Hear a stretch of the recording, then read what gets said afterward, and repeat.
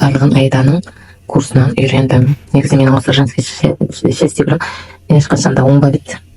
Барлығы қурап, гүлдердің бәрі қарайып кететін еді. Мынандайларға отростка мүлдем шықпаған еді. Міне мынау да отросткасы топырақ ауысқаннан кейін барлығы жайқалып шықты. Міне жапырақтары барлығы, мынау бұрынғы көне жапырақтары.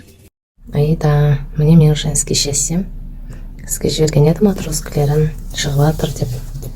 Не өстіп қалыңдап қалды.